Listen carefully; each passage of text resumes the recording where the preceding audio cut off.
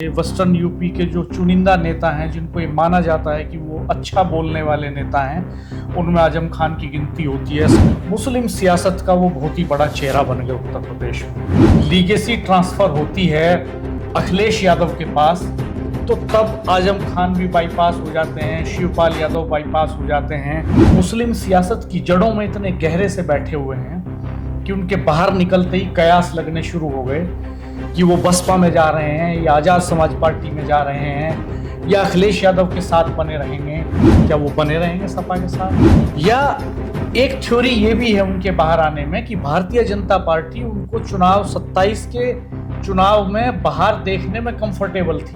Azad Samaj party में शामिल हो जाती है तो वो जो दलित मुस्लिम फैक्टर है वो बहुत बड़ा असर डालेगा। तो बसपा में शामिल होएंगे तो फिर कहीं ना कहीं सपा को नुकसान होगा। तो हो सकता है कि बीजेपी को किससे लाभ होगा 2027 में, जिससे लाभ होगा हो सकता है कि आने वाले समय में वो अपना रास्ता चुन ले। दोस्तों नमस्कार। उत्तर प्रदेश में रामपुर का अपना एक विशेष महत्व है।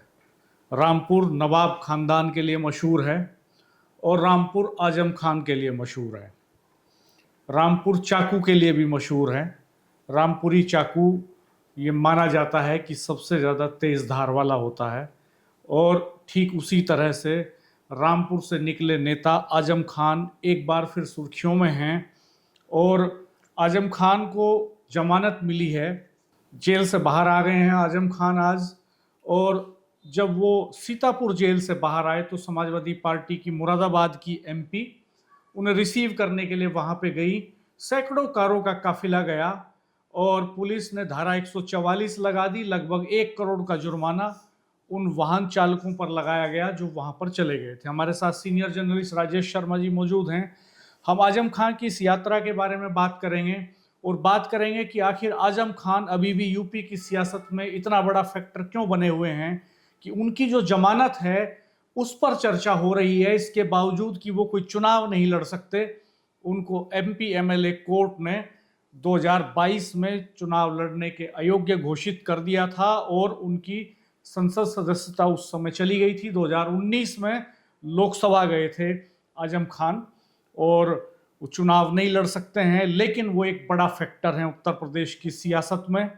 और आज जब वो जेल से बाहर आए तो अखिलेश यादव ने ट्वीट किया लंबा चौड़ा, समाजवादी पार्टी का पूरा काफिला गया, फिजाओं में ये हवाएं तैरती रही, हवाओं में ये सवाल तैरते रहे कि क्या आजम खान समाजवादी पार्टी छोड़ करके बहुजन समाज पार्टी ज्वाइन करेंगे।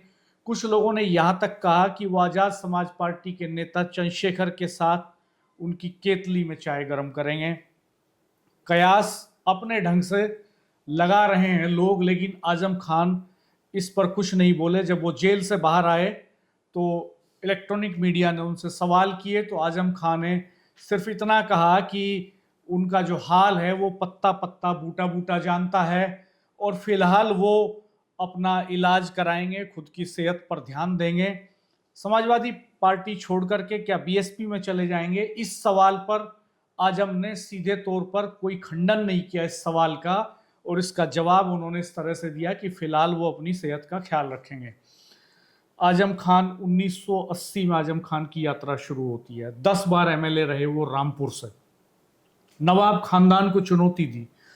कांग्रेस के नवाब खानदान की बड़ी ताकत रामपुर में थी, सियासी तौर पर भी और वो इस तौर पर भी कि वो रामपुर के नवाब रहे।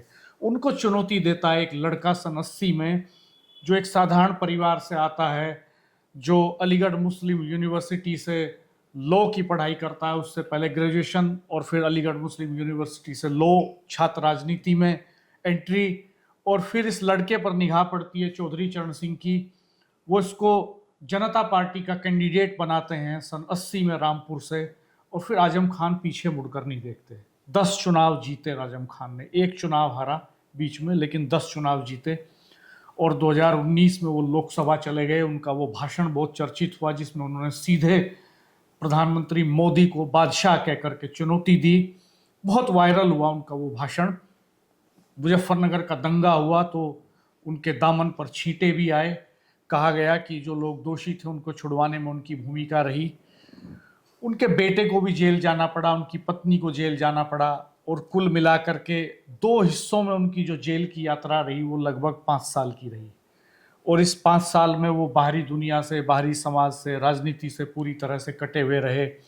जेल से बाहर आए तो उन्होंने कहा कि इस बीच उनकी जेल से फ़ोन पे बात नहीं होती, तो अखिलेश यादव से कोई बात नहीं हुई उनकी, और बाहर के राजनीतिक हालात का उन्हें ज़्यादा अंदाज़ा नहीं है। लेकिन फिर भी आजम खान रिलेवेंट बने हुए हैं। बहस हो रही है उत्तर प्रदेश की सियासत में इस पर कि आजम खान के बाहर आने का मतलब क्या है, 2027 पर इसका क्या इम्पैक्ट पड़ेगा। तो सब पहले मैं एक बार बता दूं, चूंकि आज 23 महीने बाद वो जमानत पर रिहा हुए हैं और उनके खिलाफ 104 मुकदमे दर्ज हुए थे। अगर मैं पूरे परिवार की बात करूं तो पूरे परिवार पे, उनकी पत्नी, उनके 2 बेटे, 165 मुकदमे दर्ज हैं। और ये जो मुकदमे दर्ज होने का जो शुरुआत हुई है 2019 में शुरू हो गई थी। इसके पीछे और बहुत सारी कहानी है। 2019 का जब ये चुनाव लड़े मेंबर ऑफ पार्लियामेंट का, तो वहाँ आंजनेय कुमार उस समय जिलाधिकारी होते थे। तो आपके याद होगा, ये जो शुरुआत हुई मुकदमा दर्ज होने की, तो आंजनेय कुमार को उन्होंने कहा था कि जैसे अधिकारी ऐसे जूते साफ करते हैं, इस तरह की एक आपत्तिजनक टिप्पणी की थी। और चूंकि सरकार उत्तर प्रदेश में बीजेपी की थी, योगी आदित्यनाथ मुख्यमंत्री थे। जब योगी आदित्यनाथ पहले मेंबर ऑफ पार्लियामेंट होते थे, एक बार आपको याद होगा, उनके खिलाफ कई मुकदमे दर्ज हुए थे, लगातार पुलिस मठ में दबिश देती थी, तो संसद में एक बार हुए थे। तो उसके पीछे बताया गया था कि सरकार भली, मुख्यमंत्री भले मुलायम सिंह यादव हो, लेकिन आजम खान साहब के कहने पे वो तमाम कार्रवाई हुई थी। और ये कहीं ना कहीं वो रिएक्शन था उस समय का, जब संसद में योगी आदित्यनाथ रोए थे। जब 2019 में उस समय तत्कालीन जिलाधिकारी आंजनेय कुमार को टिप्पणी करते हैं, हालांकि अब तो वो कमिश्नर हो गए, तो ऐसा नहीं कि आंजनेय कुमार अपने आप कार्रवाई कर देते, वो तो कलेक्टर थे, अपने आप कार्रवाई नहीं कर सकते। तो और ऐसे कद का नेता, चाहे मुलायम सिंह यादव जी मुख्यमंत्री बने हों, चाहे अखिलेश यादव जी मुख्यमंत्री बने हों, सेकंड नंबर की पोजीशन पर हमेशा रहे। 89 की बात करें, 89 में पहली बार वो कैबिनेट मंत्री बने थे और बहुत दमखम के बड़े मंत्री थे। 93 में भी वो कैबिनेट मंत्री बने, फिर 2003 से 2007 तक वो कैबिनेट मंत्री रहे, फिर 2007 से 2012 से 2017 तक बहुत प्रभावशाली रहे। तो वो जो रिएक्शन था पीछे वाला, उस रिएक्शन में जैसे ही मेंबर ऑफ पार्लियामेंट चुनाव में वो इस तरह करते हैं, तो आप देखते हो कि एक भाषण जो है उनका, वो भाषण जब देते हैं तो भाषण पर मुकदमा दर्ज होता है। और ऐसे धीरे धीरे बहुत सारे मामले, कहीं हेट स्पीच का मामला होता है, कहीं एक वो तो चूंकि जब करना होता है, जब बहुत सारे पॉलिटिकल लोगों के खिलाफ अगर कार्रवाई करनी हो तो बहुत सारे मसूदे होते हैं प्रशासनिक अफसरों के पास।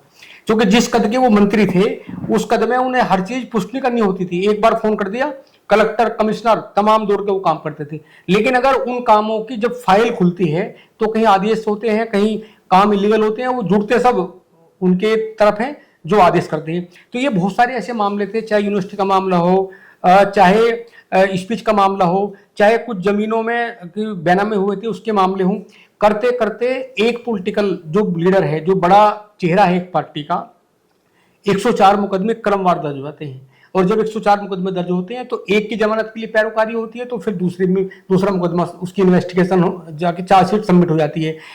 हालांकि ऐसा नहीं, इनके भी पैरोकार थे, चाहे जो है डिस्ट्रिक्ट कोर्ट की बात हो, चाहे हाई कोर्ट की बात हो, चाहे सुप्रीम कोर्ट की बात हो, तमाम जगह पैरोकारी होते रहे। लेकिन 104 मुकदमों का डिसाइड होना अपने आप में बड़ी बात है।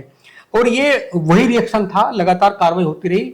और आज चूंकि वो आए हैं, तो जैसा आपने बताया कि मुरादाबाद की सांसद रुचि वीरा, ये माना जाता है कि जब 2024 का चुनाव था मेंबर ऑफ पार्लियामेंट का, तो एटी हसन साहब तो वहां से सांसद थे, पहले वो सांसद हुए थे 2019 में।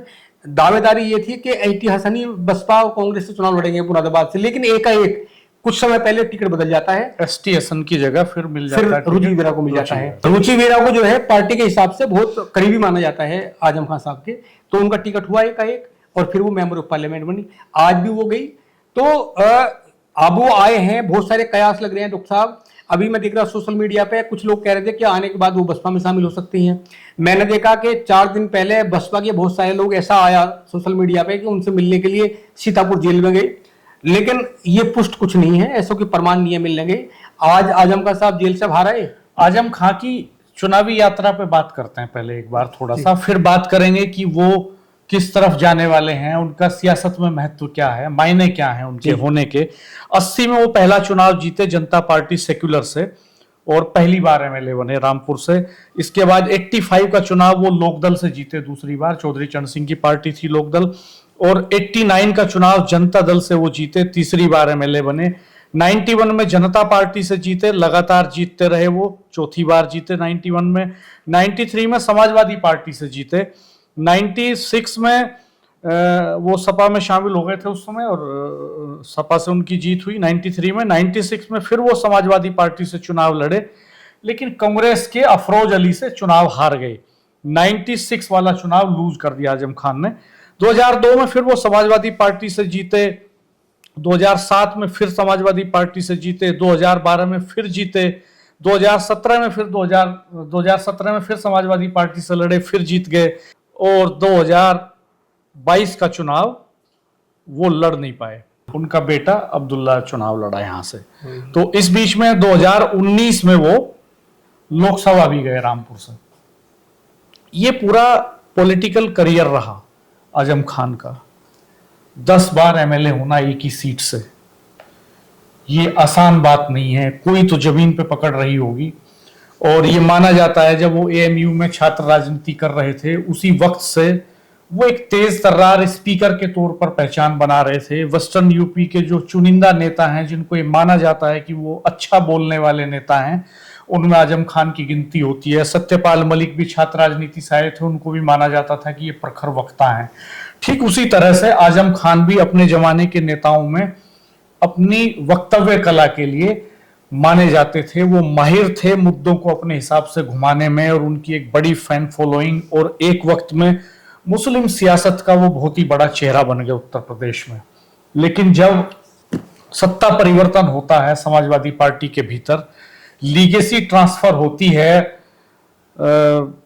अखिलेश यादव के पास, तो तब आजम खान भी बाईपास हो जाते हैं, शिवपाल यादव बाईपास हो जाते हैं।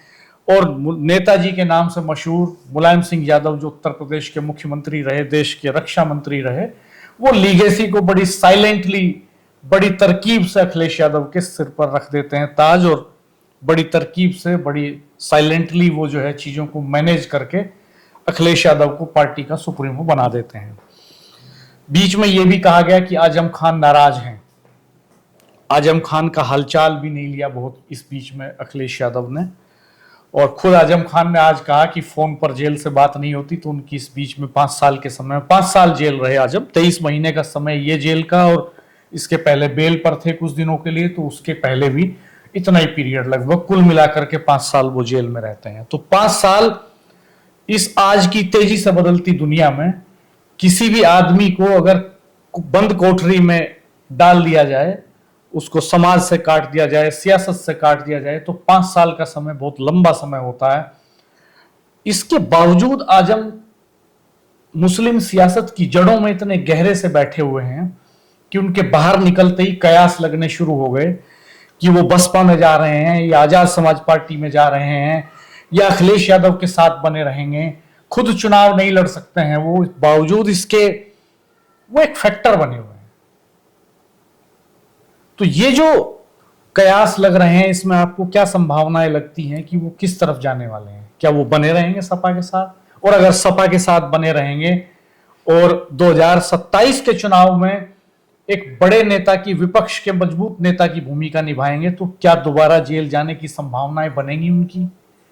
या एक थ्योरी ये भी है उनके बाहर आने में कि भारतीय जनता पार्टी उनको चुनाव 27 के चुनाव में बाहर देखने में कंफर्टेबल थी।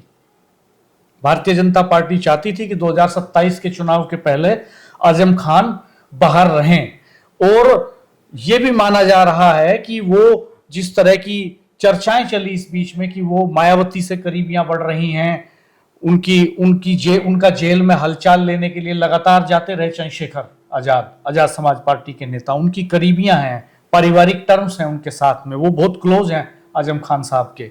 तो क्या आजम खान साहब आजाद समाज पार्टी में चले जाएंगे या बसपा के साथ चले जाएंगे? आपको क्या लगता है? डॉक्टर साहब, आजम खान साहब बड़े नेता हैं, और आपने देखा होगा जब वो जेल में भी थे 2024 के मेंबर ऑफ पार्लियामेंट के चुनाव में, उन्होंने नाम लिया, जिसका नाम लिया उसको टिकट हो गया, वो जीत भी गई। वो तो जेल से भी रहते थे, एक मैसेज दे दिया तो उसका लोग फॉलो करते थे। बड़े नेता हैं, उनका बड़ा वजूद है। और पॉलिटिकल जो राजनीतिक पंडित हैं वो अलग अलग एनालिसिस करते हैं। ये भी माना गया, बीच बीच में बहुत सारी खबरें आई कि वो अखिलेश यादव से बहुत नाराज हैं, वो जेल में मिलने नहीं गए। इसी बीच में हम देखते हैं कि चंद्रशेखर उनसे जेल में मिलने जाते हैं, पूरे अखबार भर जाते हैं। उस समय नए समीकरण सजते हैं, लगभग 1 साल पहले अलग अलग बात उठने लगती है कि भाई हो सकता है चंद्रशेखर आजाद के साथ चले जाएं आजाद समाज पार्टी में। और अब पिछले लगभग 10-15 दिन से ऐसी हवा चली है सोशल मीडिया पे लगातार, हालांकि हम उसे पुष्ट नहीं कर सकते, जैसे लोग बोलते हैं, लिस्ट करते हैं कि आजम खान ने खंडन भी नहीं किया। आज जब बाहर लोगों ने उनसे पूछा और लल्लन टॉप का जिक्र किया, खास तौर पे अखिलेश यादव के सामने भी, अखिलेश यादव प्रेस कॉन्फ्रेंस कर रहे थे तो वहां किसी जर्नलिस्ट ने पूछा उनसे कि लल्लन टॉप चला रहा है कि वो बसपा में जा रहे हैं आजम खान साहब, तो अखिलेश यादव ने कहा कि उनके नाम से ही अंदाजा लगा लीजिए चैनल के कि उनके बातों में कितनी सच्चाई है। और आजम खान साहब से जब पूछा गया ये बात तो उन्होंने कहा कि फिलहाल तो मैं अपना इलाज कराऊंगा। तो सीधे तौर पर वो आक्रामक तेवरों के लिए जाने जाते हैं, अच्छे वक्ता हैं, खंडन नहीं किया उन्होंने, ये नहीं कहा कि नहीं इसकी कोई संभावना नहीं है, यह असंभव है, नामुमकिन है, हम नेताजी की पार्टी को छोड़ के कैसे जा सकते हैं, ये नहीं कहा उन्होंने घुमा दिया। उन्होंने कहा कि फिलहाल मैं अपना इलाज कराऊंगा, यानी संभावनाएं शेष हैं। डॉक्टर साहब, जो राजा की तरह रहा हो और शासन में जिसकी धार राजा की तरह हो और 5 साल वो जेल के अंधेरी कोठरी में काटना पड़े, राजनीति में बहुत सारे समझौते करने पड़ते हैं। 165 मुकदमे हैं पूरे परिवार पर, 104 मुकदमे खुद आजम का साहब पर लगे हुए हैं। और जब सत्ता विपरीत हो 165 मुकदमों से बाहर निकलना सामान्य बात नहीं होता। तो ये तो हम लोग कह रहे हैं वो लगातार जेल में थे, बहुत सारे समझौते हो सकते हैं। हो सकता है कि अभी अगर सरकार चाहती तो अभी जमानत ना हो पाती और कई मामले आ सकते थे। हो सकता है कि ऐसा कुछ ना कुछ सोच काटना रहा होगा। और राजनीति तो चूंकि साम दाम दंडभेद की है, आने वाले समय में कुछ भी हो सकता है। और अगर हम 2027 की बात करें तो आजाद समाज पार्टी भी वेस्ट यूपी की एक प्रभावशाली पार्टी है। तो ये अलग अलग लोग कहते हैं एनालिसिस के भाई अगर आजम खान साहब आजाद समाज पार्टी में शामिल हो जाते हैं तो वो जो दलित मुस्लिम फैक्टर है वो बहुत बड़ा असर डालेगा। और ये भी कहते हैं कि भाई बसपा में अगर शामिल होते हैं तो बसपा में शामिल होंगे तो फिर कहीं ना कहीं सपा को नुकसान होगा। और अगर सॉफ्ट कॉर्नर का मामला है, अगर कहीं समझौता हुआ होगा तो हो सकता है कि बीजेपी को किससे लाभ होगा 2027 में, जिससे लाभ होगा हो सकता है कि आने वाले समय में वो अपना रास्ता चुन ले। तमाम तरह के स्पेकुलेशंस हैं। ये वर्ड एक जर्नलिस्ट ने आजम खान साहब के सामने भी लिया, तो उन्होंने कहा कि अनुमान लगाने के लिए तो सब स्वतंत्र हैं, कोई कुछ भी अनुमान लगा सकता है, लेकिन फिलहाल वो आराम करेंगे। और आराम करने के बाद 2027 अब बहुत दूर नहीं है कि उत्तर प्रदेश की मुस्लिम सियासत किस करवट बैठेगी, आजम खान किस पाले में खड़े दिखाई देंगे, ये देखना अभी बाकी है। आप क्या सोचते हैं ये कमेंट बॉक्स में जरूर बताइएगा दोस्तों। और वीडियो को खत्म करने से पहले हम आपको एक बार अखिलेश यादव का वो बयान और बताना चाहेंगे जो उन्होंने आजम खान की रिहाई पर दिया है। अखिलेश यादव ने लगभग, जब हम ये वीडियो बना रहे हैं इसके ठीक 4 घंटे पहले, बहुत लंबा चौड़ा ट्वीट किया। उन्होंने लिखा, माननीय आजम खान जी की रिहाई उनके और उनके परिवार और हम सब के साथ साथ उन सब लोगों के लिए राहत और खुशी की बात है जो इंसाफ में एतबार रखते हैं। न्याय में विश्वास को बनाए रखने के लिए अदालत का दिल से शुक्रिया। आज फर्जी मुकदमे करने वालों को भी ये सबक मिल गया है कि हर झूठ की एक मियाद होती है और हर साजिश की भी। जो लोग सामाजिक सौहार्द के प्रतीक होते हैं भाजपा को वो कभी अच्छे नहीं लगते हैं। माननीय आजम खान जी एक बार फिर से हर उपेक्षित, पीड़ित, दुखी, अपमानित के साथ खड़े होकर भाजपाइयों और उनके संगी साथियों के द्वारा किए जा रहे जनता के दमन के खिलाफ आवाज उठाएंगे और हमेशा की तरह देश प्रदेश की भावनात्मक एकता के प्रतीक बनकर समाजवादी मूल्यों और सिद्धांतों के साथ सामाजिक न्याय के संघर्ष की राह पर आगे बढ़ते जाएंगे। इंसाफ जिंदाबाद। हमारे चैनल को देखते रहिएगा, सब्सक्राइब कीजिएगा, बेल आइकन प्रेस कर दीजिएगा, नोटिफिकेशंस ऑन कर दीजिएगा, वीडियो मित्रों के साथ शेयर कीजिएगा। धन्यवाद, नमस्कार।